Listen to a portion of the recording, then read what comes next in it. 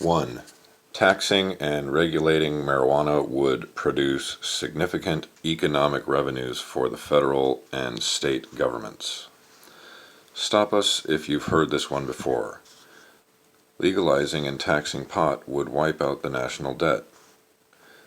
Well, not exactly, but it would certainly help matters, according to a 2007 economic analysis by George Mason University professor John Getman.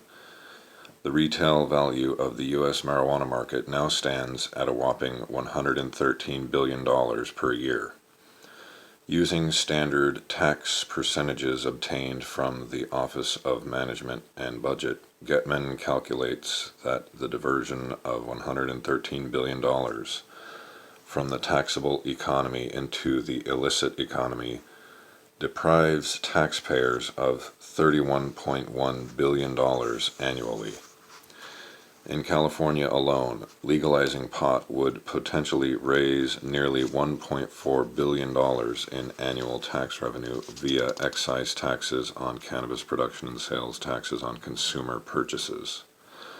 According to 2009 estimates by the California State Board of Equalization and Taxation, a 2009 California Normal Economic Analysis called this figure overly conservative, noting that the agency failed to calculate the additional tax revenue that will be generated by the thousands of cannabis-related jobs and industries that likely will be created once pot is fully legalized.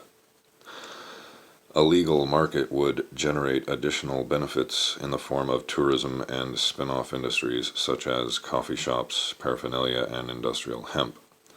The report determined a comparable example would be California's wine industry with $12.3 billion in retail sales. The wine industry generates 309,000 jobs, $10.1 billion in wages, and $2 billion in tourist expenditures.